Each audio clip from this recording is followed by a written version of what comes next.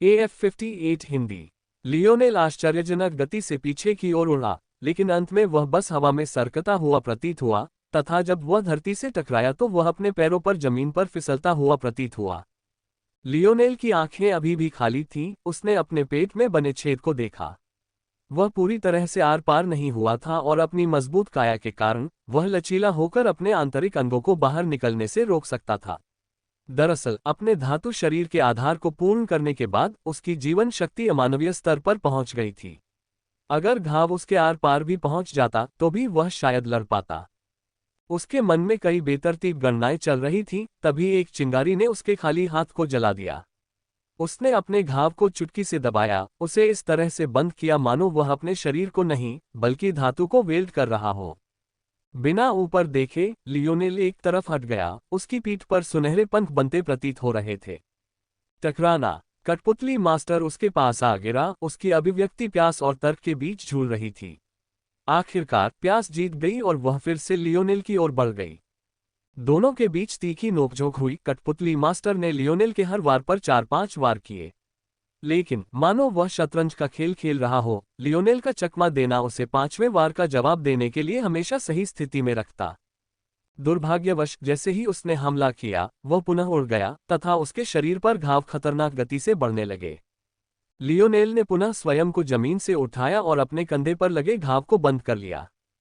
उसका भाला उसके हाथ में अचानक घूमकर पीछे की ओर झूलने लगा। जो उसकी खाली आंखें थीं, वे एक बार फिर क्रोध से चमक उठीं। कठपुतली मास्टर ने लियोनेल के भाले को एक तरफ झटक दिया, जिससे एक जोरदार उछलती हुई लहर लियोनेल की बाह तक पहुंच गई। ऐसा लगा मानो उसका हाथ उसी पर टूट जाएगा, लेकिन वह अपनी जगह पर डटा रहा। उसके कूल्हे गति के विरुद्ध लड़ रहे थे और कठपुतली मास्टर का सामना करने के लिए उसने अपनी बारी पूरी की। कठपुतली मास्टर ने तुरंत प्रतिक्रिया करते हुए लियोनेल की छाती पर हथेली से वार किया, लेकिन लियोनेल पहले ही अपना बायां हाथ उस पर फेरने में कामयाब हो गया। दबाव के कारण लियोनेल की बाह मुड़ गई और हड्डी के 2 टुकड़े होने की भयानक आवाज सुनाई दी। हालांकि जैसे कि उसे पता ही नहीं चला कि क्या हुआ, लियोनेल ने अपना दाहिना हाथ हवा में उठाया और अपनी पूरी ताकत से भाले से वार किया। दुर्भाग्य से कठपुतली मास्टर की एक लात ने उसे आधा रास्ता भी तय करने से पहले ही पकड़ लिया। उनके हमले की गति में बहुत ज्यादा अंतर था। अजीब बात है, ऐसा लगा जैसे लियोनेल का युद्ध अनुभव ज्यादा था, लेकिन व्यापक परिप्रेक्ष्य में इसका भी कोई मतलब नहीं था। मानो वही फिल्म दोबारा देख रहा हो। लियोनेल फिर से उड़ गया। आईना को बचाने के लिए उसका शरीर हवा में घूम रहा था। दिलचस्प दिलचस्प, मुझे लगता है अब मैं समझ गया हूं। तुम्हारी क्षमता भी मानसिक ही होगी। इसमें कोई आश्चर्य की बात नहीं कि तुमने खुद को मुझसे बचाया। खैर नहीं, फिर भी यह अभी भी काफी हैरान करने वाला है। मैं बस इतना कह सकता हूं कि पृथ्वी के लोगों में मेरे पहले के अनुमान से भी ज्यादा प्रतिभा है। कठपुतली मास्टर की आंखों में खून की प्यास कब की फीकी पड़ चुकी थी। कई बार की बातचीत के बाद उसे ऐसा लग रहा था जैसे वो अपनी ही गर्दन में फंदा कस रहा हो। लियोनेल से जूझना दलदल में धंसने जैसा था, हर कदम आपको उसकी दुनिया में और गहराई तक ले जा रहा था। ये बहुत ही विडंबनापूर्ण था। कठपुतली मास्टर ने अपना अधिकांश जीवन माउंटेन सैंड्स रेंज में बिताया था, जो इसी क्षमता के लिए जाना जाता है। लेकिन फिर भी ऐसा लगा कि लियोनेल इस उपाधि के कहीं अधिक योग्य था। लेकिन इससे कोई खास फर्क नहीं पड़ता। तुम बहुत कमजोर हो। तुम यहाँ क्यों आए हो, यह मेरी समझ से परे है। और अगर तुम में मेरा सामना करने की ताकत भी होती। कठपुतली मास्टर का पैर जमीन पर धंस गया। उसका शरीर गर्दन तोड़ने वाली गति से तेजी से आगे बढ़ रहा था। उसका शरीर ही धनुष की तरह मुड़ा हुआ और चाबुक की तरह फटा हुआ लग रहा था, टूटे हुए मलबे के बीच से धूमकेतु की तरह तेजी से निकल रहा था। कठपुतली मास्टर ने अब जो गति पकड़ी थी, वह पहले से बिल्कुल अलग स्तर की लग रही थी, मानो वह पहले लियोनेल के साथ खेल रही हो। पलक झपकते ही वह लियोनेल की पीठ पर प्रकट हो गया। उसकी आंखों में एक भयावह रोशनी थी। उद्धरण चिन्ह ... क्या मुझे अपनी रानी को निशाना बनाने की जरूरत नहीं होगी? लियोनेल की एक बार खाली नजरों में क्रोध की एक और झलक उभरी। लाचार होकर वह बस एक बार फिर अपना शरीर घुमा सका, लेकिन पहल करने की क्षमता खो देने के बाद उसे सिर्फ 2 बार ही हवा में उड़ा दिया गया। हालांकि लियोनेल को सांस लेने की कोई जगह न देने के इरादे से कठपुतली मास्टर ने फिर से गति बढ़ा दी और एक बार फिर लियोनेल की पीठ के पास प्रकट हुआ। मानो उसे एक भ्रामक क्षेत्र में उछालते हुए कठपुतली मास्टर ने लियोनेल को आपस में आगे पीछे मारा। प्रत्येक प्रहार से उसकी आंखों की लाल रोशनी और अधिक चमकने लगी। लियोनेल को पिटते और घायल होते देखना पृथ्वीवासियों के दिलों में गूंज उठा। उनकी निगाहें क्रोध से लाल हो गईं, जिससे वे और भी जोश से हमला करने लगे, लेकिन दूरी बहुत ज्यादा थी। अरे कुछ करो, नूह मन ही मन दहाड़ा। पहली बार उसे अपने दादा पर शक हुआ। आखिर क्यों उन्होंने अब भी कुछ करने से इनकार कर दिया। नूह हमेशा से जानता था कि उसके दादाजी को उसकी जान की कोई परवाह नहीं है, लेकिन उसने हमेशा इस बात को स्वीकार किया था। जैसा कि उसके दादा ने उस समय कहा था, उसके पिता लियोनेल की माँ जितने अच्छे नहीं थे, उसकी माँ लियोनेल के पिता को भी आदर्श नहीं मानती थी, और वह लियोनेल जितने अच्छे नहीं थे, कम से कम इसकी अपनी व्याख्या तो थी। ये तर्कसंगत था, वह बस इसके लायक नहीं था। लेकिन फिर लियोनेल की मदद न करने की क्या वजह थी? क्या वह अब भी काबिल नहीं था? क्यों? नूह की भयंकर दहाड़ युद्ध क्षेत्र में गूंज उठी। उसका शरीर 5 मीटर से अधिक लंबा हो गया। उसकी त्वचा हीरे की तरह चमक रही थी, उसकी नीली तलवार पागलों की तरह घूम रही थी। टकराना। कठपुतली मास्टर ने ऊपर से एक एड़ी से वार किया, जिससे लियोनेल के भाले की एकल भुजा रक्षा को नजरअंदाज कर दिया गया और उसे जमीन की ओर घुमा दिया गया। टकराना। लियोनेल बेवकूफी में अपने पैरों पर गिर पड़ा। एक तेज दर्द उसकी टांगों तक पहुंच गया, जिससे उसके घुटने लगभग टूट गए। उसका शरीर अचानक घुटनों के बल झुक गया, उसके घुटने जोर से जमीन पर टकरा रहे थे। उसके चारों ओर एक विशाल गड्ढा खोद दिया गया था। उसकी दाहिनी मुट्ठी उसके शरीर को स्थिर करने के लिए उसके सामने आ गई थी, जबकि उसका बायां हाथ लटक रहा था। उस समय वह मुश्किल से अपना भाला अपनी हथेली में पकड़ पा रहा था। एक भयंकर खांसी ने उसके शरीर से 1 लीटर खून निकाल लिया। उसके बाल उसके चेहरे के सामने लटक रहे थे, जिससे उसका चेहरा पूरी तरह छिप गया। कठपुतली मास्टर हवा से नीचे उतरा, लियोनेल से 10 मीटर से ज्यादा दूर नहीं। उसकी गति को देखते हुए यह अंतर पलक झपकने से ज्यादा नहीं था। सभी मापदंडों से देखा जाए तो लियोनेल अपनी अंतिम सीमा पर पहुंच चुका था। हीरा कैफिर शहर की दीवारों पर खड़ी उदासीनता से नीचे देख रही थी। इस बार उसने कुछ नहीं कहा। कुछ कहने की जरूरत ही नहीं थी। नतीजा साफ था। इस संसार में जब तक आपके पास उसे बचाने की शक्ति न हो, तब तक बहुत अधिक चीजों का होना भी पाप है। अनारेड के भी कुछ ऐसे ही विचार थे, क्योंकि वह कठपुतली मास्टर के उत्पात से बचने के लिए बहुत पहले ही युद्ध क्षेत्र छोड़ चुका था। हवा में भारीपन छाया हुआ था। लियोनेल लगातार जमीन की ओर देख रहा था।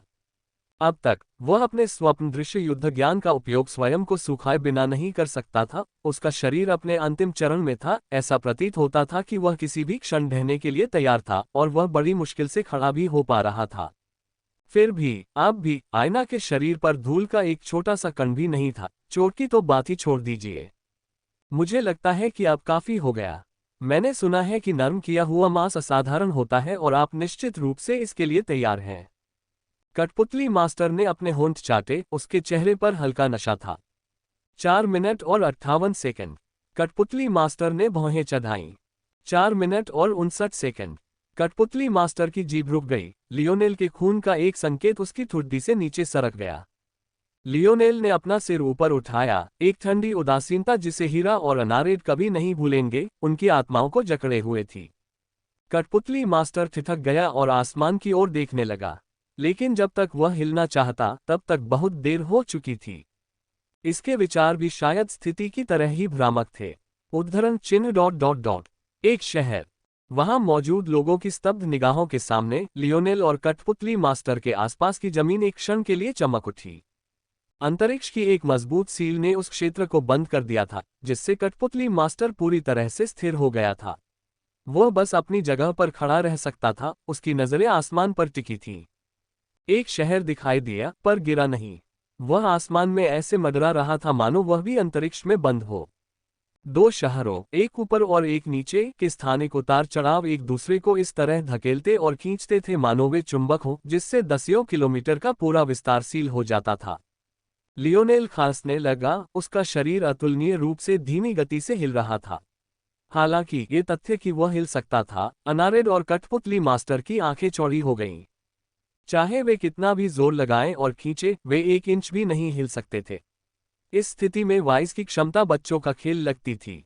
मानो यही काफी नहीं था, इन दोनों शहरों के बाहर के लोग किसी भी शहर के पास नहीं पहुंच पा रहे थे। मानो जगह की एक विशाल दीवार ने पूरे इलाके को पूरी तरह से बंद कर दिया हो।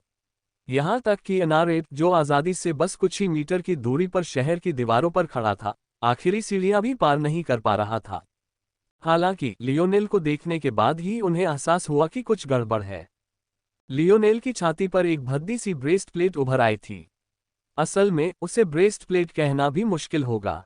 यह अविश्वसनीय रूप से पतला था और इसमें छिद्र भरे हुए थे, जैसे कि यह असली ब्रेस्ट प्लेट ना होकर चेनमेल हो। अगर और भी गौर से देखा जाए तो पता चलेगा कि ये छिद्र वास्तव में जटिल और नाजुक पैटर्न थे।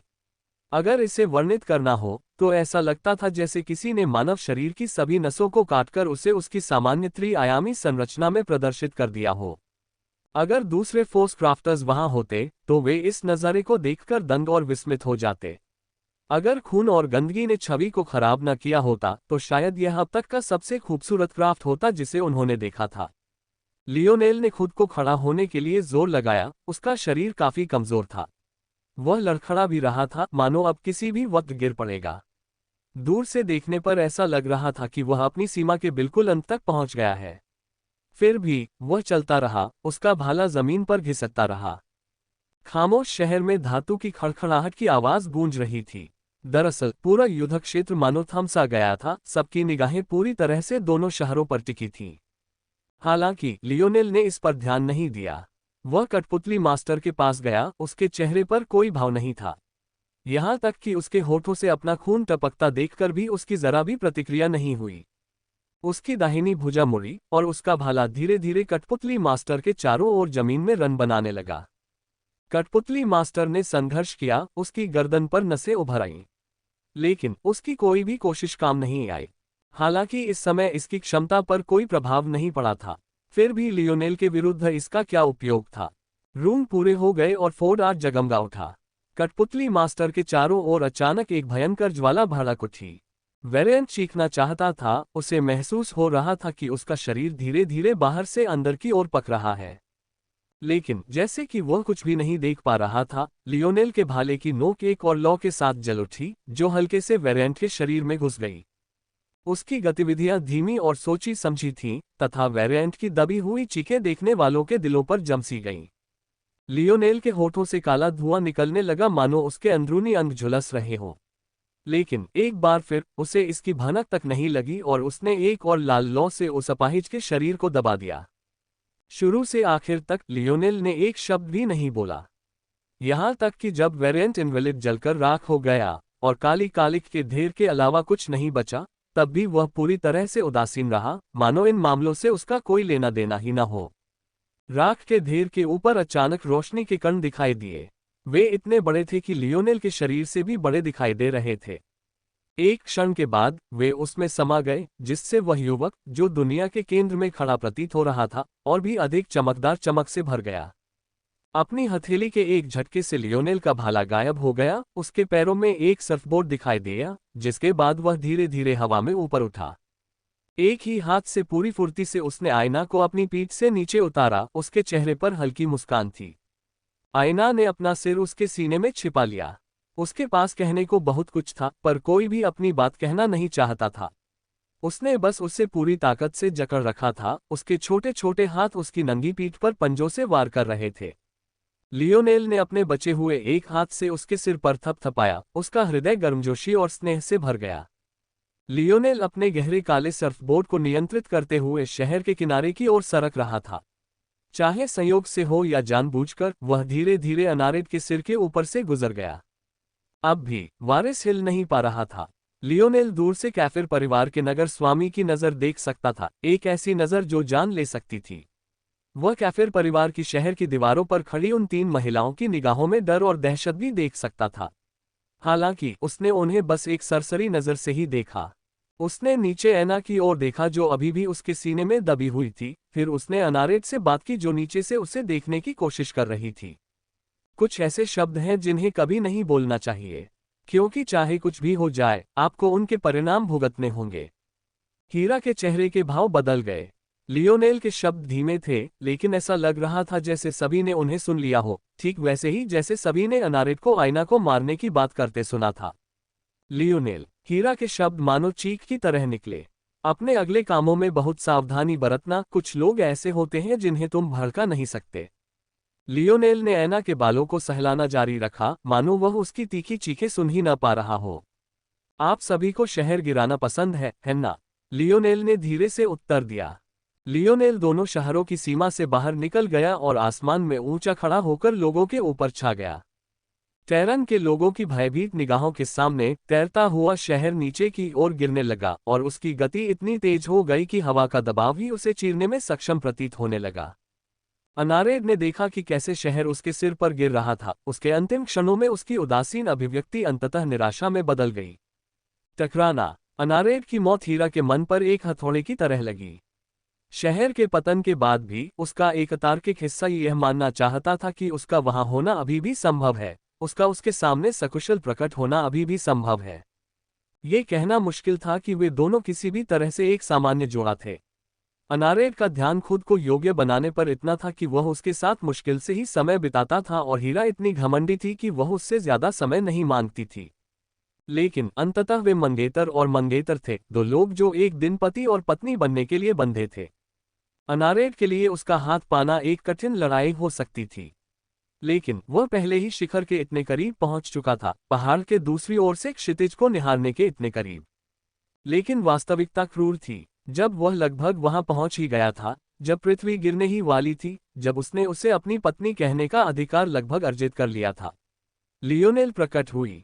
वह आसमान में उदासीन भाव से खड़ा था। विडंबना ये थी कि उसका पूरा ध्यान अपनी ही एक औरत पर था। उसने हीरा की धमकी के बारे में जरा भी नहीं सोचा था। उसी क्षण अचानक हीरा की दहाड़ युद्धभूमि में गूंजी। उसमें एक ऐसा दर्द था जो गहरा घाव कर गया, एक ऐसी घायल चीख जो सिर्फ किसी जानवर की ही हो सकती थी जो अपनी मौत से जूझ रहा हो। हालांकि शायद सबसे बड़ी विडंबना यह है कि इसके बाद जो हुआ, उसमें यह बात भी दब गई। व्हाइट सिटी के द्वार अचानक खुल गए और उनकी जोरदार आवाज युद्ध क्षेत्र में गूंज उठी। कैमलॉट के शूरवीरों, आक्रमण करो! राजा आर्थर की आवाज गूंजी। एक्सकैलिबर ने आसमान की ओर इशारा करते हुए अपने सफेद घोड़े को आगे बढ़ाया। सिल और री घुटनों के बल गिर पड़े, उनके गालों पर आंसू मानो अंतहीन बारिश की तरह बह रहे थे। वे उस तरफ देखने लगे जहां उनका भाई अभी कुछ देर पहले था, पूरी तरह से स्तब्ध। लियोनेल के लिए अनारेड एक झुंझलाहट था जो अपनी जगह नहीं जानता था, एक ऐसा आदमी जिसने एक से अधिक बार उसकी आईना के जीवन को खतरे में डाला था। हालांकि इन महिलाओं के लिए वह एक रक्षक, भय और पति था। वह एक ऐसा आदमी था जिसने लियोनेल का सामना किया क्योंकि उसे लगता था कि उसने उसकी बहन के साथ गलत किया है। अपने अंतिम क्षण में भी आईना को मारने के उसके विचार केवल री की असली मां का बदला लेने के लिए थे। लेकिन दुनिया का दस्तूर यही था, दो विरोधी नजरिए दो मासूमों को दुश्मन बना सकते थे। और लियोनेल आईना की इतनी परवाह करता था कि वह अनारेड की बात सुनने की जहमत ही नहीं उठा सकता था। जो कोई भी उसके सिर के एक बाल को भी नुकसान पहुंचाना चाहता था, उसे मौत की सजा मिलनी चाहिए थी। हेरा ने आसमान में लियोनेल को घृणा से घूरा। ऊर्जा के प्रबल विस्फोट उसके चारों ओर घूमते प्रतीत हुए, लेकिन उससे भी अधिक शक्तिशाली किसी चीज ने उसके शरीर को जकड़ लिया। उसने अपने होठों को इतनी जोर से काटा कि उसकी गोरी थोड़ी से खून टपकने लगा, जिससे उसकी कभी सफेद रही पोशाक पर लाल रंग की बूंदें पड़ गईं। इससे पहले कि लियोनेल अपनी तलवार उसकी ओर घुमाने के बारे में सोच पाता, उसने उसकी कलाई पर बंधे कंगन को कुचल दिया और गायब हो गई। लियोनेल ने अंततः उस दिशा में एक नजर डाली, उसकी भौहें भी नहीं सिकुड़ी। अगर वह उसे निशाना बनाना चाहती थी तो ठीक था, बस उसे पता होना चाहिए था कि उसे हारना पसंद नहीं है। यदि वह हैना को निशाना बनाना चाहती थी तो उसे उसी स्थान पर भेजने में कोई आपत्ति नहीं होगी जहां उसका मंगेतर गया था। लियोनेल ने महल की ओर देखा और फिर नीचे युद्ध क्षेत्र की ओर, फिर अपना सर्फबोर्ड दूर की ओर मोड़ दिया। उसने बहुत कुछ कर लिया था, अब वह बस अपने दोस्तों का हालचाल जानना चाहता था। तारांकन तारांकन, पृथ्वी के लिए युद्ध पूरी तरह से उलट गया। यह उस तरह का अचानक परिवर्तन था जिसके बारे में हम परियों की कहानियों में पढ़ते हैं। लेकिन ऐसी कहानियों के विपरीत ये मौतें बिल्कुल वास्तविक थीं। कुछ लोग बिना कब्र के ही मर गए, उनके परिवार वाले बहुत पहले ही उन्हें छोड़कर चले गए और उनके नाम इतिहास में भुला दिए गए। कुछ लोग वीरतापूर्वक मर गए, उन्होंने अपनी प्रिय चीजों को अपनी पीठ पर सुरक्षित रखा और सिर ऊंचा करके धरती से विदा हुए। इनमें से कई ऐसे लोग थे जिन्हें लियोनेल भी जानता था। उसकी जीत जितनी आश्चर्यजनक थी, दहाड़ते काले शेर और बहती हवा जैसे लोगों की मौत को पलटा नहीं जा सका। वे हमेशा के लिए शांति से रहेंगे। ... एक आकृति समुद्र के पानी पर तेजी से दौड़ी, उसकी सांसें उफ उफ करके निकल रही थीं। हर कश के साथ ऐसा लग रहा था जैसे उसके शरीर के किसी और छेद से खून की एक और बूंद निकल रही हो। उस व्यक्ति के चेहरे पर डर छा गया, जो भी अहंकार उसमें था हवा के साथ उड़ गया। वह बस अपनी जान बचाने के लिए भागने के बारे में सोच रहा था। उसके कंधे पर कुछ भी न होने के बावजूद वह देखता रहा, उसकी आंखों में घबराहट साफ दिखाई दे रही थी।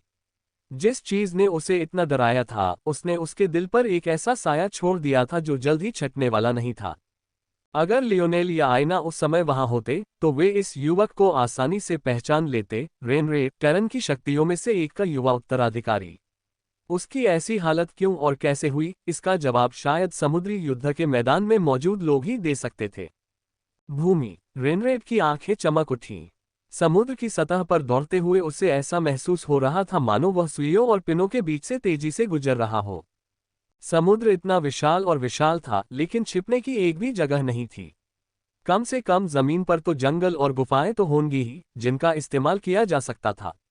उसे बस इतना पता था कि उसे उस राक्षस से दूर भागना है। रेनरेड को जरा भी अंदाजा नहीं था कि युद्ध के मैदान में हालात बदल गए हैं।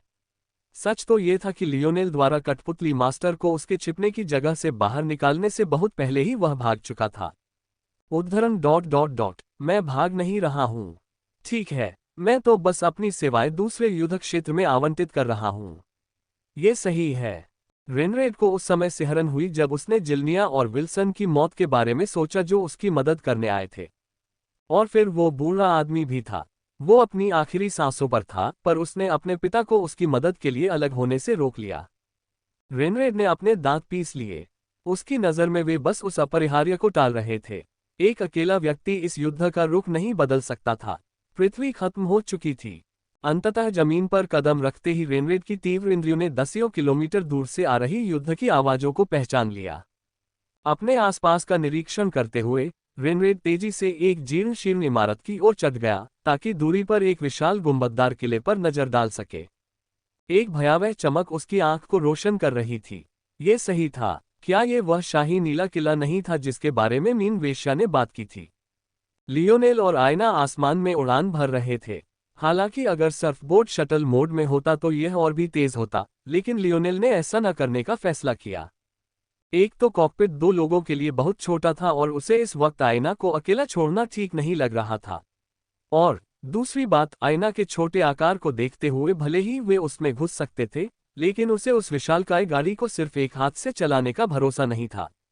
इसकी गति के कारण आधा डिग्री का विचलन भी उन्हें दसियों मील दूर तक रास्ते से भटका देगा। तो लियोनेल सर्फबोर्ड पर पालथी मारकर बैठ गया और आयना को गोद में लिए हवा में तैरने लगा। अब तक उसने एक शब्द भी नहीं कहा था।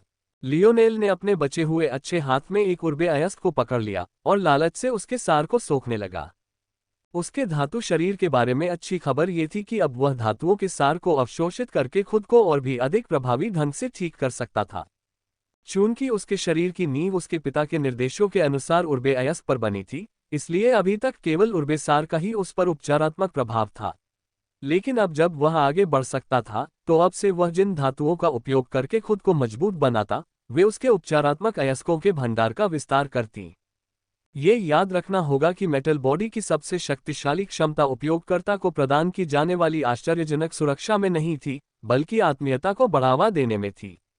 मोरालेस कबीले के सदस्य विभिन्न अयस्कों को अवशोषित करने और उन्हें अपने अस्तित्व में मिलाने में सक्षम थे। दरअसल अगर लियोनेल को सचमुच पवन संबंध चाहिए था, तो उसे बस पर्याप्त मात्रा में पवन तत्व अयस्कों को अवशोषित करने की जरूरत थी। आमतौर पर मनुष्य केवल कुछ चुनिंदा दुर्लभ अयस्कों के साथ ही यह उपलब्धि हासिल कर सकते थे, लेकिन लियोनेल और उनके वंशकारक वाले लोगों पर यह प्रतिबंध नहीं था। दरअसल जैसा कि पहले बताया गया है, डायमेंशनल क्लीन्स में नोड्स और नोडल मार्गों को मजबूत करने के लिए इस्तेमाल किए जाने वाले एक ऐसे ही शिरा प्रकार के अयस्क की बात की गई थी। लेकिन लियोनेल इस मामले में अपना रास्ता खुद चुन सकते थे। दरअसल उनकी मौजूदा नोडल प्रणाली डायमेंशनल क्लीन्स में सैद्धांतिक रूप से बताई गई क्षमता से कहीं ज्यादा मजबूत थी। बेशक इस क्षमता में अभी भी कमजोरियां थीं। उदाहरण के लिए अगर लियोनेल केवल चौथे आयाम के पवन तत्व अयस्कों को ही अवशोषित करता तो उसकी क्षमताएं उसी स्तर पर सीमित हो जाती। इसके अलावा वह स्तरों को छोड़कर नौवें आयाम के अयस्क को अवशोषित नहीं कर सकता था जब तक कि वह जल्दी मरना न चाहे। Smiling face casual date is just a click away. यदि वह आत्मीयता बनाना चाहता था तो उसे धीरे धीरे और लगातार बढ़ती दुर्लभता और शक्ति के सार को अवशोषित करना होगा। हालांकि यहीं पर मोरालेस कबीले की दिव्य कवच क्षमता काम आए। धातु शरीर के विपरीत जहां नींव को स्थिर रूप से बनाना पड़ता था, दिव्य कवच के लिए इतनी दूरदर्शिता की आवश्यकता नहीं थी। लियोनेल अभी अंधकार का कवच बना सकता था और किसी समय प्रकाश का कवच भी उतनी ही आसानी से बना सकता था। बस उसकी शारीरिक शक्ति सीमित थी। इन दोनों क्षमताओं के संयोजन ने ही मोरालेस कबीले को इतना शक्तिशाली बना दिया। लियोनेल ने अपना पहला दिव्य कवच पहले ही तय कर लिया था। यह उसके स्थानिक प्रकार के डोमेन अयस्क के इर्द गिर्द केंद्रित होगा। जहां तक अपने धातु शरीर की आगे की प्रगति का सवाल है, लियोनेल का अपने लिए कोई नया आकर्षण बनाने जैसा मूर्खतापूर्ण काम करने का कोई इरादा नहीं था। उनके पिता के अनुसार मेटल बॉडी का सबसे अच्छा उपयोग नई संबद्धताएं बनाने में नहीं, बल्कि पहले से मौजूद संबद्धताओं को और मजबूत करने में है। लियोनेल को अचानक हल्की खांसी आई, उसके होठों से फिर से काले धुएं की लपटें निकलने लगीं। ये दृश्य देखकर आयना की आंखें लाल हो गईं, उसके होंठ उसके मुखौटे के नीचे से एक ध्वनि के साथ हिल रहे थे। अंततः उसने एक शब्द बोल ही दिया, उद्धरण चिन्ह डॉट डॉट डॉट। बेवकूफ। लियोनेल एक पल के लिए स्तब्ध रह गया, फिर जोर जोर से हंसने लगा।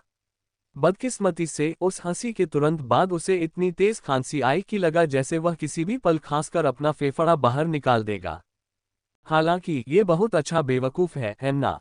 लियोनेल मुस्कुराया, उसके आमतौर पर सफेद दांत कालिक से सने हुए थे। ये देखते हुए कि ऐसा कालापन उसके जले हुए अंदरूनी अंगों से ही आ सकता है, ये नजारा ही किसी की भी रीढ़ में सिहरन पैदा करने के लिए काफी था। उद्धरण चिन्ह डॉट डॉट डॉट।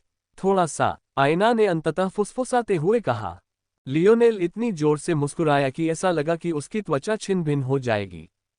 फिर भी, ऐसा दोबारा मत करना। अया, मैं तो बिना डांट खाए जरा भी दिखावा नहीं कर सकती। क्या उस बुढ़े ने शादीशुदा जिंदगी को यही कहा है? आयना बुरी तरह शर्मा गई, लेकिन ये सब उसके मुखौटे के नीचे छिपा हुआ था और उसने अपनी आंखें घुमा लीं। मेरे पति कहाँ हैं? मैं उन्हें कहीं नहीं ढूंढ पा रही हूँ। आह, मेरा दिल। लियोनेल ने उसकी छाती पकड़ ली। ये वार कठपुतली मास्टर द्वारा लगाए गए किसी भी वार से कहीं ज्यादा घातक था। ऐना खिलखिलाकर हंस पड़ी। किसी अज्ञात समय पर उसका मुखौटा फिसल गया और उसने लियोनेल के गाल पर एक चुंबन जड़ दिया। उसे उतरते देख आखिरकार उसके चेहरे पर नजर पड़ सकी। हालांकि वे कब के सूख चुके थे, फिर भी उसके आंसुओं की नमकीन धारियां देखी जा सकती थीं। लियोनेल की लड़ाई के दौरान उसने एक शब्द भी नहीं कहा था, लेकिन इसका मतलब यह नहीं था कि उसे ऐसा महसूस नहीं हुआ था कि उस पर पड़ने वाला हर वार उसके अपने ऊपर ही पड़ा था। जॉइंट पेन का हैरान कर देना वाला ये उपाय मुझे आज ही पता चला। अगर सोने से पहले एक चम्मच पिए तो हफ्ते में 7 किलो वजन घटेगा। वह चाहे जितना भी हिलना डुलना चाहे, बस देख सकती थी। शायद कठपुतली मास्टर का यह एक भद्दा मजाक था। उन आखिरी पलों में भी उसने उस पर से अपना नियंत्रण नहीं छोड़ा। लियोनेल का दर्द एक और मुस्कान में बदल गया, लेकिन जब वह और आगे बढ़ना चाहता था तो आयना ने उसे चकमा दे दिया, जिससे उसकी कोशिशें भी उसके गाल पर जा लगीं। हम जनता के बीच हैं, थोड़ी तो मर्यादा रखो, आयना ने डांटा। लियोनेल ने अपने नीचे फैली खाली जमीन को देखते हुए अपनी सांस रोककर खांसी की। उसकी आयना कब इतनी क्रूर हो गई? आयना की हंसी उसके कानों में गूंज उठी। वह उसकी बाहों में सिमट गई, उसके चेहरे पर एक संतुष्टि भरी मुस्कान थी। हालांकि इससे पहले कि वह सहज हो पाती, उसे एहसास हुआ कि लियोनेल की नंगी छाती पर कुछ असहज उभार थे। उसने देखा तो वह अजीब सी छाती की प्लेट अभी भी वहीं थी। यह क्या है? वह पूछे बिना न रह सकी। ओह, ये। लियोनेल अपनी दूसरी चोट से उबरते हुए बोला, यह मेरे दिव्य कवच का ढांचा है। ये वाकई बहुत नाजुक है, शायद मुझे इसे रख देना चाहिए था, लेकिन यह इतना आरामदायक था कि मैं लगभग भूल ही गया था कि यह वहां है। आयना ने भौहें उठाईं। इसमें क्या आरामदायक लग रहा था? लियोनेल अर्थपूर्ण ढंग से मुस्कुराया। अगर यह कवच न होता तो वह दो टेलीपोर्टेशन एरे के खिंचाव और प्रतिकर्षण का उपयोग करके अंतरिक्ष को इस तरह से बंद नहीं कर पाता। अगर उसके पास ये कवच न होता तो वह भी हिलने डुलने में उतना ही असहाय होता। यह उनकी योजना की कमजोरियों में से एक थी। दूसरी कमजोरी थी इसे लागू करने में लगने वाले 5 मिनट। अगर व्हाइट सिटी सही जगह पर न होती तो स्पेशियल लॉक कभी लागू ही नहीं होता। गणनाएं इतनी जटिल थीं कि लियोनेल को भी उन्हें पूरा करने में 5 मिनट लगे और उन्हें व्यक्तिगत रूप से हरग्रोव शहर का अनुभव करना पड़ा। खैर, तकनीकी रूप से इसमें करीब 7 मिनट लगे, लेकिन उन्होंने पहले उन दिग्गजों से मुकाबला किया था। मैं कुछ ही हफ्तों में आपको तैयार उत्पाद दिखाऊंगा, लियोनेल ने कहा। उसकी आंखें उत्सुकता से चमक उठीं। जैसे ही आईना ने जवाब देना चाहा, उसका सिर दूर की ओर मुड़ गया। लियोनेल की निगाहें सिकुड़ गईं, युद्ध की आवाज उसके कानों तक पहुंच रही थी। भाड़ में जाओ, युवा मिस स्वान, आपका स्वान सिटी इतना बेकार कैसे हो सकता है? आपने तो कोई प्रगति ही नहीं की है। रेनरेड युद्ध के मैदान में खिलखिलाता हुआ प्रकट हुआ। उसके पास लियोनेल जैसा कोई उड़ता हुआ खजाना नहीं था, न ही वह खुद ऐसा करने में सक्षम था, इसलिए वह प्रांत की कई ढह चुकी इमारतों में से किसी एक के ऊपर खड़ा होकर हंसी के जरिए उस डर को दूर भगा सकता था जो उसे इतने लंबे समय से महसूस हो रहा था। उसे पृथ्वी के लोगों में आए बदलावों का जरा भी अंदाजा नहीं था और उन्हें उनके बारे में सिर्फ कमजोर हालत में उनसे लड़ते हुए ही पता था। इसलिए शक्तिशाली स्वान सिटी को एक ऐसे किले से इतना जबरदस्त संघर्ष करते देखना, जो आधी राजधानी के बराबर भी नहीं था, उसे बहुत अच्छा लगा। बेशक उसकी हंसी का एक हिस्सा इस वजह से दबा हुआ था कि यंग मिस स्वान ने कई साल पहले उसके प्रस्ताव को ठुकरा दिया था। इसलिए स्वान परिवार के इतने शक्तिशाली होने के बावजूद उसे संघर्ष करते देखकर उसका मूड अच्छा हो गया। हालांकि रेनरेड को जानते हुए ये स्पष्ट था कि चीजें इतनी आसान नहीं थीं। एक शहर और एक शक्ति का मिलन कभी नहीं हो सकता था। तो वास्तव में वो बस युवा मिस स्वान के साथ कुछ अनैतिक मजा करना चाहता था, और ऐसे शहर की युवा उत्तराधिकारी होने के नाते वह अपनी पवित्रता को इस तरह कलंकित कैसे होने दे सकती थी। रेनरेड ने शायद अपने मन में बात को तोड़ मरोड़कर पेश किया होगा, उसे एक घमंडी कुतिया के रूप में चित्रित किया होगा, लेकिन हकीकत इससे कोसों दूर थी। फिर भी रेनरेड सज्जनता के आदर्शों का बिल्कुल भी प्रतिरूप नहीं था। क्या ये सचमुच आश्चर्यजनक था कि उसके मन में ऐसे विचार थे? स्वान सिटी हमेशा से ही कैफिर सिटी की प्रतिद्वंदी रही थी। हालांकि उनका वर्तमान सिटी लॉर्ड मृत अनारेड के पिता के बराबर नहीं था, फिर भी सिल और यंग मिस स्वान हमेशा आगे रहते थे। दरअसल लियोनेल ने इसे खुद देखा था। इतनी ताकत के साथ यह कोई आश्चर्य की बात नहीं थी कि स्वान सिटी को पृथ्वी के तीसरे स्थान पर स्थित प्रांत रॉयल ब्लू को संभालने का काम सौंपा गया था। दुर्भाग्यवश जो पहले आसान लड़ाई थी, उसमें अचानक पैर जमाना भी मुश्किल हो गया था।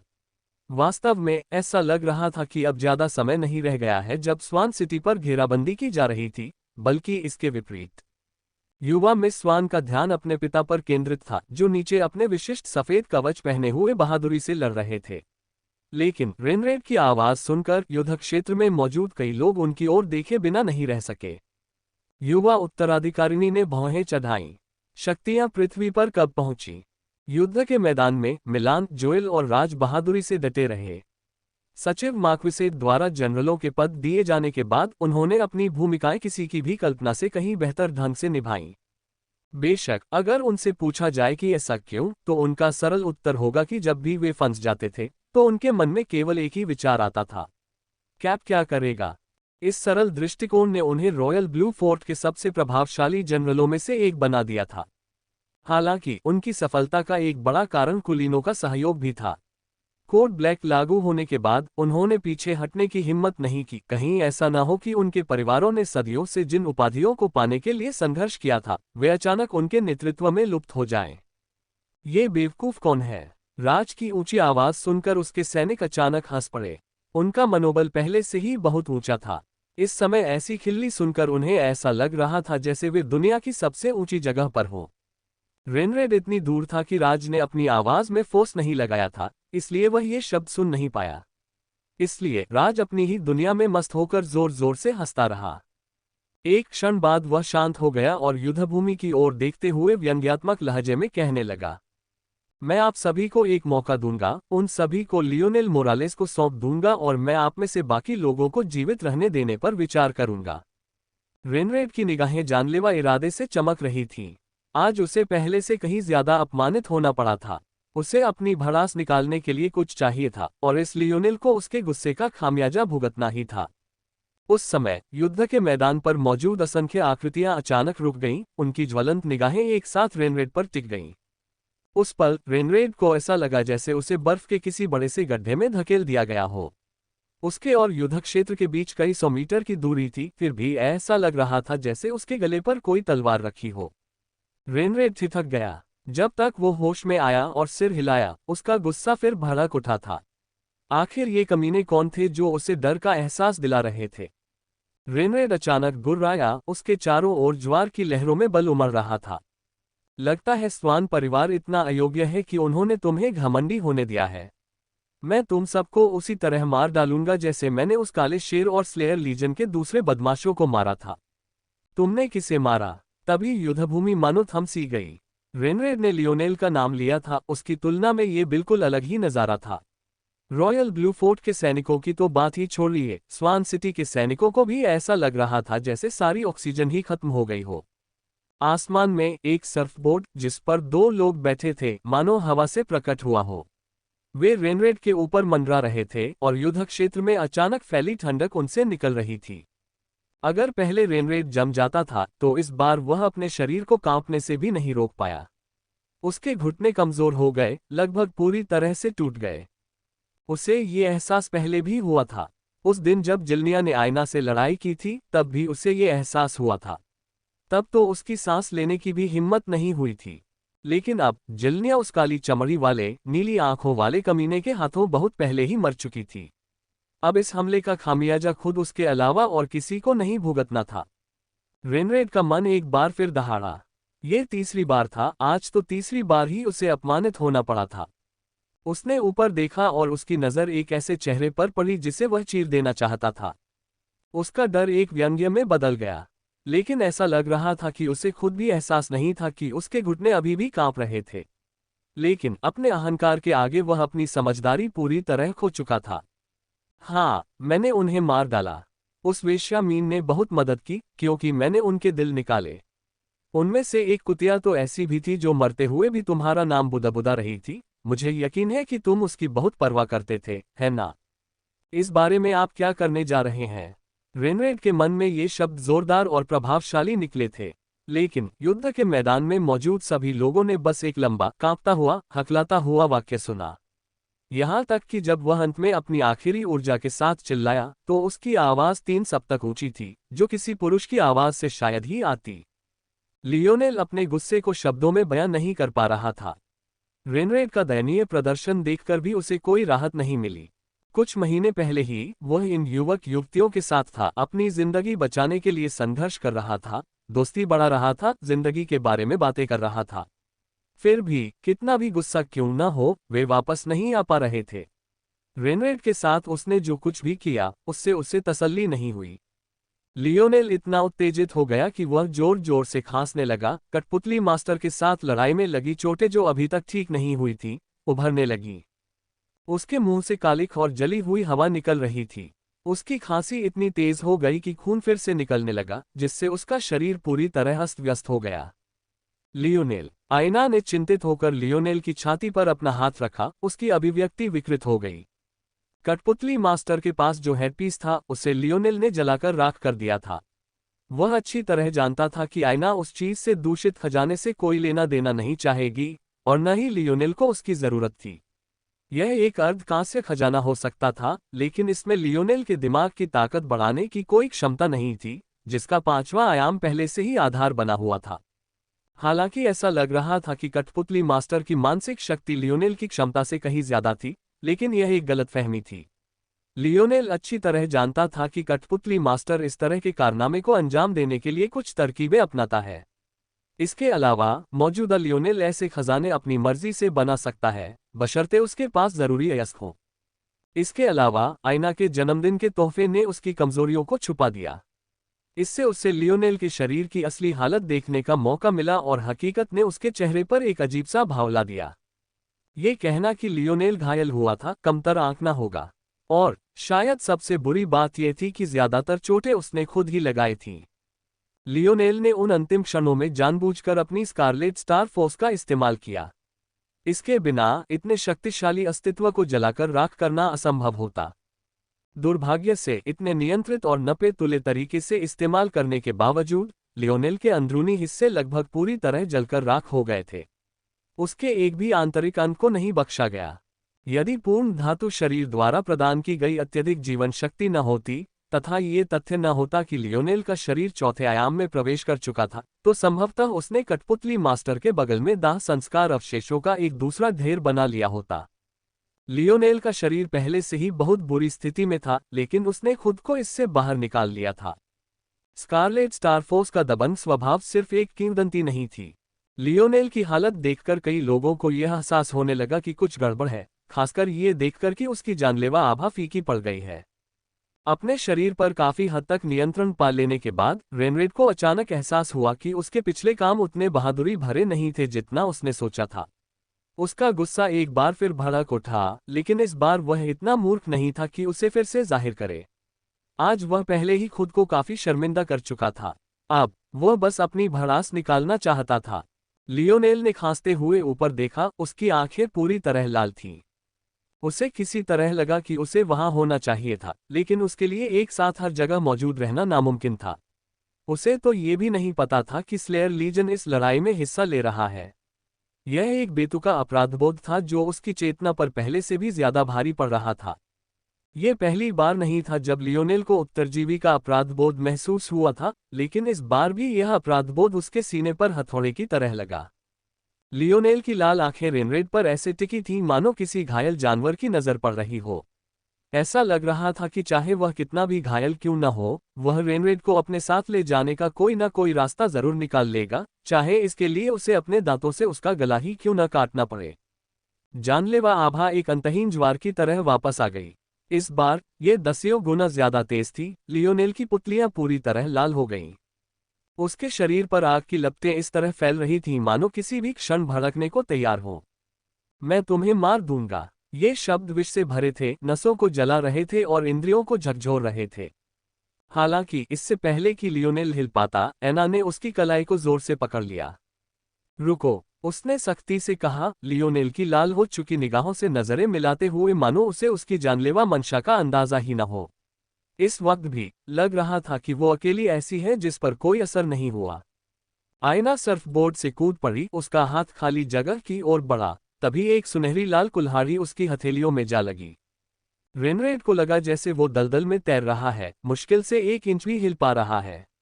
लेकिन यह देखकर कि असल में आयना ही थी जिसने उस पर इस तरह हमला करने की हिम्मत की थी, वह दहाड़ा और अपनी छाती चौड़ी करने की कोशिश की जब तक कि उसका डर दूर न हो जाए। हालांकि जिस सेना को वह पहले जानता था वह अब वाली से बिल्कुल अलग थी। इससे पहले कि रेनरेड कोई प्रतिक्रिया दे पाता, एना इमारत पर उतर आई। उसकी कुल्हाड़ी नीचे की ओर वार कर रही थी।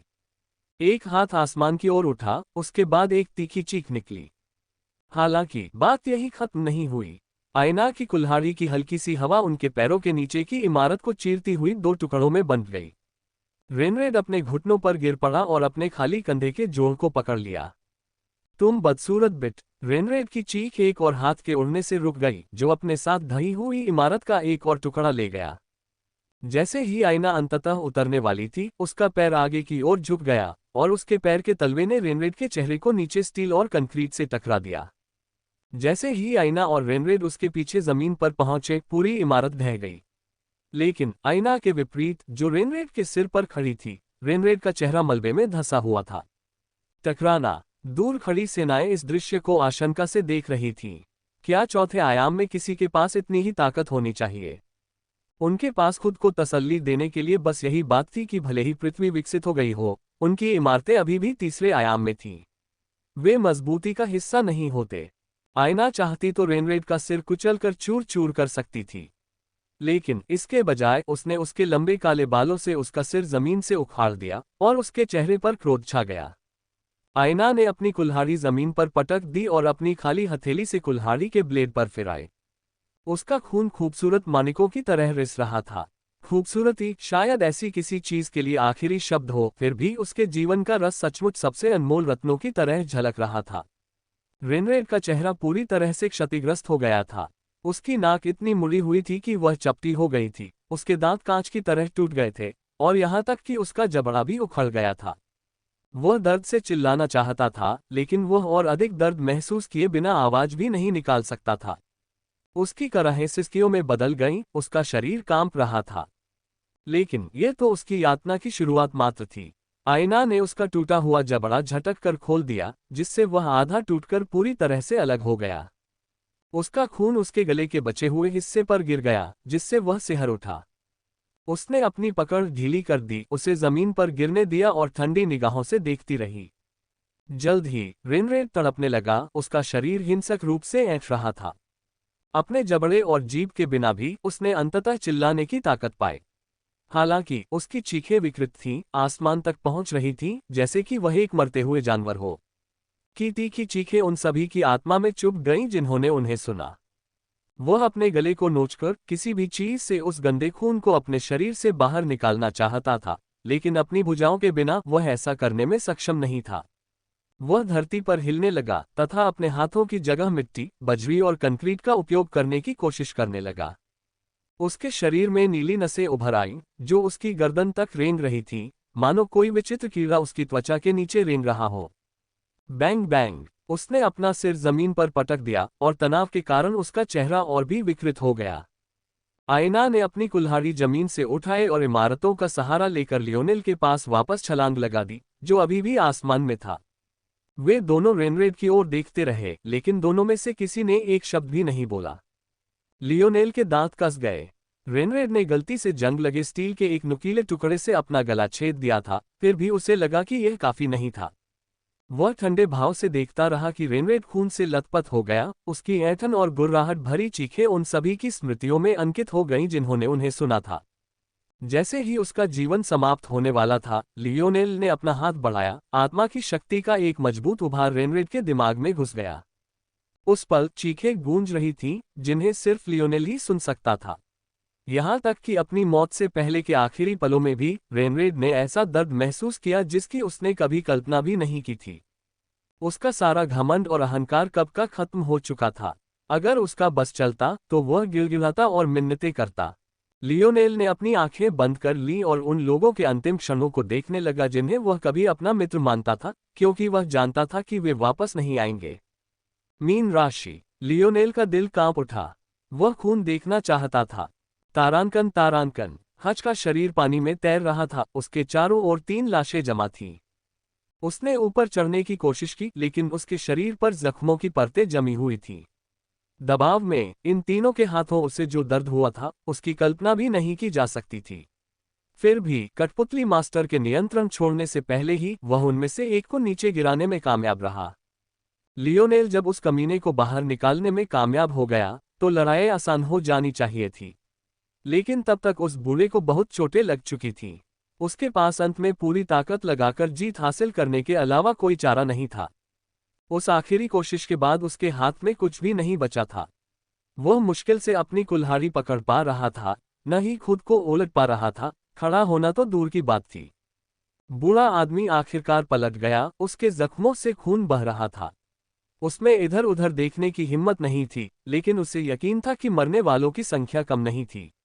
बदकिस्मती से इस युद्ध क्षेत्र को साम्राज्य का उतना समर्थन नहीं मिला जितना राजधानी को मिला था। मैं बस एक झपकी ले लूंगा। यदि बूढ़ा आदमी अपने प्रति ईमानदार था, तो उसे सचमुच यकीन नहीं था कि वह इस घटना से जाग पाएगा या नहीं।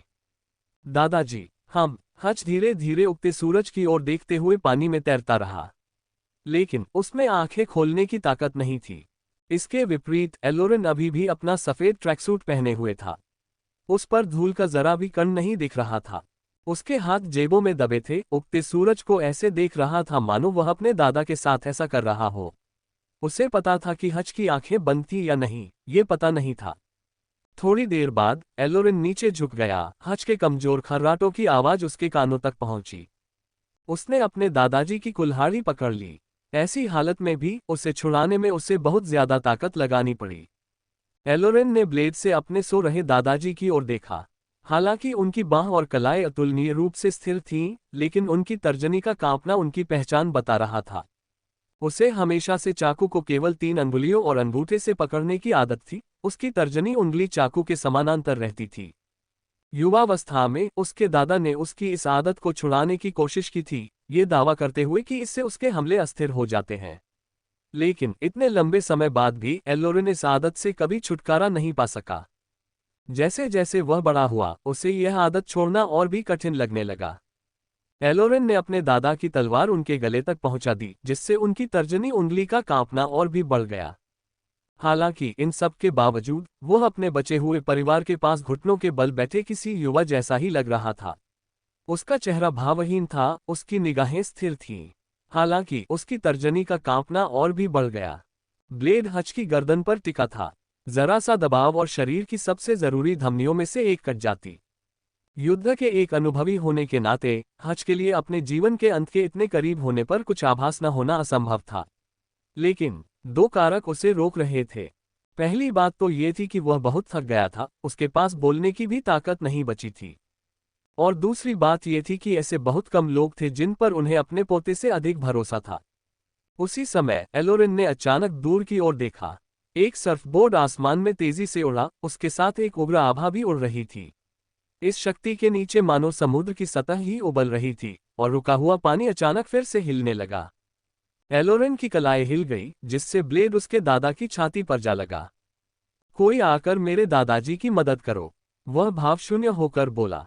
तेजी से बची हुई चिकित्सा इकाइयां उस बूढ़े व्यक्ति के पास पहुंची। जल्द ही यह स्पष्ट हो गया कि हैकर हच गहरे कोमा में चले गए थे, लेकिन उनकी नाड़ियां स्थिर थीं। वे एलोरेन की ओर श्रद्धा से देखने से खुद को रोक नहीं पाए। बूढ़े आदमी की हालत इतनी स्थिर तो हो ही नहीं सकती थी। बस यही वजह थी कि एलोरेन ने कुछ तो किया ही था। हालांकि बहुत जल्द ही ज्यादातर लोग एलोरेन पर ध्यान केंद्रित नहीं कर पा रहे थे, या यूं कहें कि मानो उनका ध्यान 2 दिशाओं में बंट गया हो। किसी को भी समझ नहीं आ रहा था कि इस स्थिति का मुख्य पात्र कौन है। सर्फबोर्ड अचानक रुक गया। लियोनेल का गुस्सा फूट पड़ा।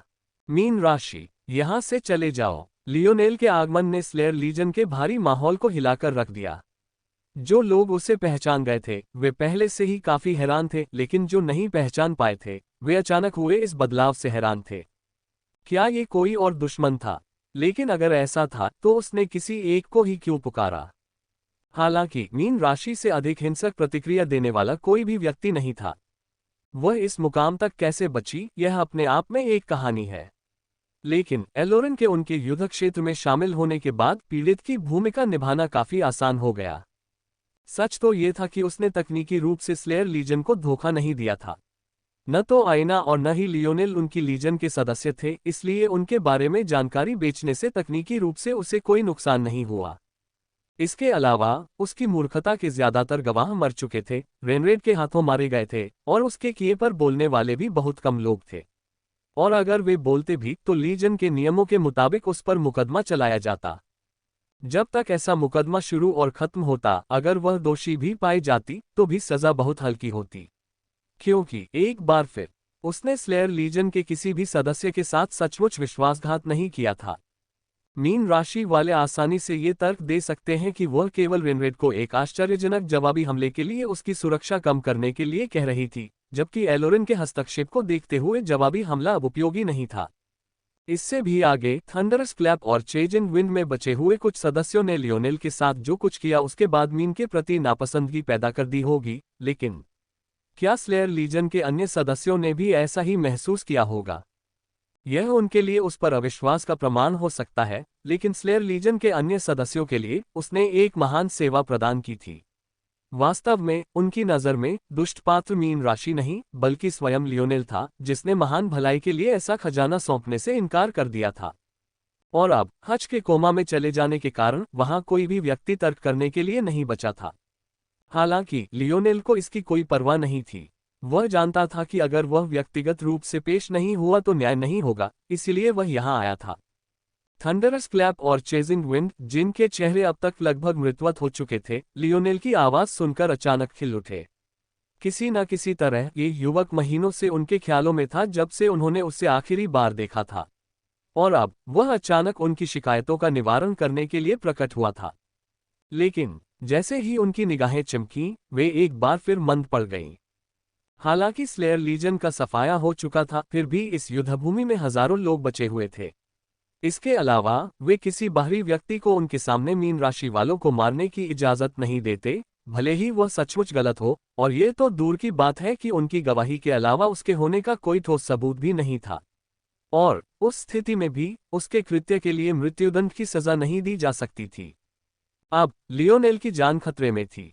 वे नहीं जानते थे कि उसे कैसे पता चला कि क्या हुआ था, या वह केवल इसलिए यहाँ था क्योंकि मीन राशि के कारण ही उसका शिकार होना पड़ा था। लेकिन चाहे जो भी हो, यह मामला इतनी आसानी से समाप्त नहीं होने वाला था। लियोनेल सुप्रीम मोनेट धीरे धीरे उठी, अपने ढीले बाएं हाथ को सहलाते हुए, जिस पर पूरी तरह से पट्टी बंधी हुई थी। लेकिन अब भी उनकी निगाहें जल रही थीं, उनके आसपास की हवा चटक रही थी। माहौल के कारण उसकी क्षमताएं बुरी तरह प्रभावित हुई थीं। लेकिन अब भी उसे वे अपमानजनक शब्द याद थे जो लियोनेल ने कई महीने पहले उससे कहे थे। दरअसल उसकी कमान में कितने लोग मारे गए थे, इसकी वजह से स्लेयर लीजन में उसकी प्रतिष्ठा में भारी गिरावट आई थी। बेशक वह ऐसी किसी भी बात के लिए खुद को कैसे दोषी ठहरा सकती थी। उसके मन में वह बहुत पहले ही लियोनेल को जिम्मेदार मान चुकी थी। कैट्रेस ने खुद को ऊपर खींच लिया, उसकी खाली बाह की आस्तीन नमकीन हवाओं में लहरा रही थी। वह अब हज पर अपना गुस्सा पूरी सेना के साथ गद्दारी किए बिना नहीं निकाल सकता था, लेकिन यह उसे लियोनेल पर गुस्सा निकालने से नहीं रोक सकता था। बेजे की निगाहें लियोनेल पर टिक गईं, मैफ्लाई की मौत के क्रोध के कारण उसके चांदी जैसे पंख कांपने लगे। उसके पैरों तले पानी अलग हो गया, तेज हवाएं चारों तरफ फैल गईं। ऐसा लग रहा था मानो अगर उसे अपने हाल पर छोड़ दिया जाए, तो उसे तब तक तसल्ली नहीं मिलेगी जब तक उसके चारों ओर सुनामी ना आ जाए। लियोनेल के आगमन का आश्चर्य जल्द ही दुश्मनी की लहर में बदल गया, क्योंकि जो लोग उससे दुश्मनी रखते थे वे उस पर टूट पड़े। उनकी जो भी थकान थी वह कम जुआर के साथ बह गई, मानो वे किसी भी क्षण लियोनेल पर टूट पड़ने को तैयार हों। अगर उनकी दम्भोटू हत्यारी मंशा और लियोनेल की उनके प्रति घोर उपेक्षा न होती, तो शायद कुछ लोग पहले ही हमला कर चुके होते। उस पल मीन ने आखिरकार राहत की सांस ली। उसे आखिरकार एहसास हुआ कि अब वह सुरक्षित रहेगी। तो क्या हुआ अगर लियोनेल नाराज था? इतने सारे रईसों के सामने वह क्या कर सकता था? वह सिर्फ 2 लोगों को लाया था और खुद उसकी हालत बहुत खराब लग रही थी। उसका चेहरा इतना पीला पड़ गया था कि लग रहा था कि वह कभी भी गिर पड़ेगा। ठीक उसी समय लियोनेल की इंद्रियां युद्ध क्षेत्र का निरीक्षण कर रही थीं और मीन राशि पर पहुंच गईं। मीन को ऐसा लगा जैसे उसका सिर बर्फ के किसी बड़े से बर्तन में डुबो दिया गया हो। उसका शरीर कांप उठा, उसकी त्वचा पर रोंगटे खड़े हो गए, उसके घुटने लगभग पूरी तरह से जवाब दे गए और वो लगभग गिर ही गई। लियोनेल आगे बढ़ा, उसकी हरकतें तेज और अचानक थीं। किसी ने उम्मीद नहीं की थी कि वह अचानक अपने प्रति शत्रुता से भरी सेना पर टूट पड़ेगा। हालांकि जैसे ही लियोनेल मीन राशि तक पहुंचने वाली थी, एक आकृति अचानक और चुपचाप उसके सामने प्रकट हुई। वह उदासीन भाव से खड़ा था, उसके हाथ जेबों में थे और उसका सफेद ट्रैक सूट अभी भी बिल्कुल बेदाग था। लियोनेल की इंद्रियां चकरा गईं, उसका सर्फबोर्ड रुक गया। मेरे रास्ते से हट जाओ। लियोनेल की आवाज में ठंडक थी, जिससे एलोरेन की भौहें सिकुड़ गईं। जाहिर है, उसकी मौजूदगी पर ज्यादातर लोग आमतौर पर ऐसी प्रतिक्रिया नहीं देते। मानो उसे सहारा देने के लिए कोई स्तंभ मिल गया हो। मीन ने झपट्टा मारा। थोड़ा सम्मान दिखाओ, मीन ने तीखी आवाज में कहा। यंग सुप्रीम एलोरेन पृथ्वी के 4 नायकों में से एक है, वह पहले जोन को पार करने में दूसरा सबसे तेज था। जब लियोनेल की नजर उस पर पड़ी तो मीन के घुटने कमजोर पड़ गए, लेकिन वह उसे घूरने में कामयाब रही। उसके होंठ व्यंग्यात्मक मुस्कान में बदल गए। उद्धरण चिन्ह ... यदि यही आपके आत्मविश्वास का आधार है तो अभी अपनी जान ले लीजिए। दूसरी जगह लियोनेल की दहाड़ पूरे युद्ध क्षेत्र में गूंज उठी। तुम्हारे ख्याल से सबसे पहले कौन था? न के गले पर एक स्तब्ध चुप्पी छा गई। ये सिर्फ उसकी ही बात नहीं थी। पृथ्वी के लोगों और उनके दुश्मनों के बीच ये रहस्य लंबे समय से व्याप्त था कि पहले कौन था। लेकिन कोई भी सच्चाई का पता नहीं लगा पाया था। इस बिंदु पर किसी को आश्चर्य हो सकता है कि एलोरेन, नोआ और रहस्यमय चौथे व्यक्ति की स्थिति के बारे में सभी लोग इतने निश्चित कैसे थे। सच तो ये था कि पृथ्वी के तथाकथित नायक युवाओं में से ही चुने जाते थे। याद रखना होगा कि लियोनेल का किसी जोन में पहला प्रवेश बाकी सभी घटनाओं से बिल्कुल अलग था। कई दिनों तक कोमा में रहने से पहले उसे पहले एक दूसरी दुनिया में ले जाया गया था। उसके बाद ही वह अपनी मर्जी से किसी जोन में प्रवेश कर पाया। यदि कोई इसके बारे में सोचे तो ये लियोनेल के किसी भी अन्य अनुभव से पूरी तरह अलग था, और इसके पीछे एक कारण था। जिस रहस्यमयी दुनिया में उन्हें ले जाया गया था, वह पृथ्वी का केंद्र था। इस जगह में प्रवेश करने की अनुमति केवल उन युवाओं को दी गई थी जो अपने निर्णय लेने के लिए पर्याप्त परिपक्व थे, लेकिन इतने अपरिपक्व थे कि अभी अपनी पूरी क्षमता तक नहीं पहुंच पाए थे। इस निष्कर्ष पर पहुंचने के लिए दुनिया किन मानदंडों का इस्तेमाल करती है, ये बताना असंभव है। लेकिन कोई दुनिया जितनी ज्यादा प्रतिभाशाली होगी, इस मामले में उसका निर्णय उतना ही सटीक होगा। अंततः केवल विश्व द्वारा चुने गए युवाओं को ही यह अवसर मिलेगा। यहीं पर उस जमाने का रहस्यमयी कोहरा काम कर रहा था। उस समय उसके साथ कोमा में गए युवाओं में लियोनेल को इस कोहरे जैसी ऊर्जा का सबसे कम अंश मिला था, जबकि आईना को इसका सबसे ज्यादा हिस्सा मिला था। ये रहस्यमय ऊर्जा एक अत्यंत विशिष्ट प्रकार की सार्वभौमिक शक्ति थी जिसे विश्व शक्ति के नाम से जाना जाता था। उस क्षण में इसकी भूमिका व्यक्ति की क्षमता को उसकी सर्वोच्च क्षमता तक जागृत करने में सहायता करना थी। तो फिर कोई पूछ सकता है कि लियोनेल को इतना कम हिस्सा क्यों मिला? जवाब साफ था, लियोनेल की क्षमता मेटामॉर्फोसिस से बहुत पहले ही जागृत हो चुकी थी। उसे इस ऊर्जा की जरूरत ही नहीं थी। अगर उसके पिता ने उसकी क्षमता को युवावस्था में ही बंद न कर दिया होता, तो यह आज की तुलना में कहीं ज्यादा बढ़ गई होती। हालांकि पृथ्वी पर इतनी जल्दी इतनी शक्तिशाली उपस्थिति भी अच्छी बात नहीं थी। लियोनेल की उपस्थिति ने पृथ्वी के विकास को बहुत तेजी से गति दी होती। इसके अलावा कई कारण थे कि एक कमजोर दुनिया में एक शक्तिशाली क्षमता विकसित करना लियोनेल के लिए भी नुकसानदेह होता। अंततः इसके परिणामस्वरूप लियोनेल बाकी सभी की तुलना में बहुत पहले जाग गया और इस तरह उसने अपना क्षेत्र बहुत पहले ही साफ कर लिया। गंध की शक्ति। क्या मनुष्य शरीर की गंध से कैंसर का पता लगा सकते हैं? ब्रेनबेरीज। दूसरों को क्रम कैसे पता चला? यह इस बात से पता चला कि कौन पहले बाहर निकला। हालांकि पुरस्कार प्राप्त करते समय एलोरिन को पता चला कि वह वास्तव में दूसरे स्थान पर था। यह एक छिपा हुआ सच था। श्वेत लोगों की उस अनमोल दुनिया के पर्यवेक्षक उतने चुप नहीं थे जितना कि उम्मीद की जा सकती थी। लेकिन अंकल मोंटेज ने लियोनेल के बारे में कभी बात नहीं की। इसलिए जबकि दूसरों ने दूसरे से चौथे तक के लोगों के बारे में जानने के लिए कई रास्ते खोजे, किसी को भी ये पता नहीं चला कि पहला कौन था। आज तक तुम झूठ बोल रहे हो, मीन चिल्लाया। आम आदमी शायद चार नायकों के मूल्य को नहीं समझ सकता था, लेकिन स्लेयर लीजन के लोग इस बात से अच्छी तरह वाकिफ थे। किसी भी अन्य दुनिया में ये चारों विश्व आत्मा के आधार स्तंभ होते। हालांकि पृथ्वी पर भले ही विभाजित करने के लिए कोई विश्व आत्मा नहीं थी, ये चारों अपनी दुनिया के चार सबसे प्रतिभाशाली युवाओं का प्रतिनिधित्व करते थे। लेकिन मीन के लिए सबसे ज्यादा चौंकाने वाली बात यह थी कि उसे पता ही नहीं था कि लियोनेल के पास विश्व आत्मा का एक चौथाई हिस्सा भी नहीं है। अगर यह जानकारी इतनी व्यापक थी तो टैरन को यह जानकारी न मिलती, ऐसा हो ही नहीं सकता था। इसलिए ऐसे शब्दों के सामने उसे ऐसा महसूस हुआ जैसे वह एक ऐसे आदमी का सामना कर रही थी जो उनकी दुनिया के भाग्य को समझने में सक्षम था। लियोनेल ने मीन राशि वालों को जवाब देने की जहमत नहीं उठाई, उसकी नजर एलोरिन पर टिकी रही। इस आदमी ने गुस्से के बावजूद उसे आगे बढ़ने से रोक दिया। इसमें कोई शक नहीं कि वह बहुत बड़ा खतरा पैदा कर रहा था। लेकिन लियोनेल का इरादा इन मामलों को यूं ही छोड़ देने का नहीं था। अगर वह कुछ नहीं करता तो उसे ऐसा लगता जैसे उसका दिल सीने से फट जाएगा। उसका खून अब उस समय से भी ज्यादा गर्म हो गया था जब उसने अपनी स्कारलेट स्टार फोर्स का इस्तेमाल किया था। मैं ये बात फिर कभी नहीं कहूंगा, लियोनेल ने एलोरिन की नीली आंखों में देखते हुए ठंडे स्वर में कहा। एलोरिन ने चुपचाप लियोनेल को देखा। यह आदमी पहले था। एलोरिन को हमेशा अपने अंतर्ज्ञान पर भरोसा था और उसके अंतर्ज्ञान ने उसे बताया कि लियोनेल झूठ नहीं बोल रहा था। दरअसल अगर लियोनेल इतने गुस्से में ना होता तो शायद वह ऐसे शब्द बोलने की जहमत भी न उठाता। स्लेयर लीजन के सदस्यों के साथ बाहरी लोगों द्वारा लापरवाही से व्यवहार नहीं किया जा सकता। बाहरी लोग। लियोनेल का तिरस्कार इतना गहरा हो गया कि उस पर अंधेरा छा गया। मेरे सिमुलेशन के अनुसार 97% संभावना है कि स्लेयर लीजन एक छिपा हुआ कार्ड है जो सीधे शाही परिवार को रिपोर्ट करता है। एलोरिन की पुतलियां सिकुड़ गईं और वह अतिरिक्त सतर्कता के साथ लियोनेल की ओर घूरने लगा। यदि आप एक स्वतंत्र संगठन होते तो न केवल आप छिपे हुए परिवारों के साथ नेतृत्व नहीं करते, बल्कि आप टैरन के साथ गठबंधन भी करते, बजाय इसके कि आप उनसे लड़ते हुए मरते मरते बचे होते। तो मुझे फिर से आजमाओ। मुझे बताओ कि साम्राज्य का ये राजकुमार बाहरी कैसे है। मीन और दूसरे जो अंधेरे में थे उन्हें लगा जैसे उनके मन में घंटियां बज रही हों। लियोनेल को जरा भी अंदाजा नहीं था कि उसने सदियों से छिपाए एक राज का पर्दाफाश कर दिया है, और न ही उसे इसकी परवाह थी। आज मीन की मौत होने वाली थी। एक क्षण बाद एलोरिन पुनः शांत हो गया, उसकी निगाहें उदासीन हो गईं। राजकुमार, आपके दुर्भाग्य से यदि ऐसी बात सच भी होती तो भी यह सैकड़ों वर्षों तक एक रहस्य बनी रहती और हम एक ऐसा संगठन होते जो केवल सम्राट को ही सीधे रिपोर्ट करता।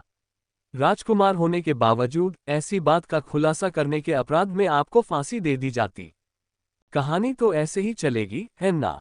लियोनेल का चेहरा और भी ठंडा हो गया।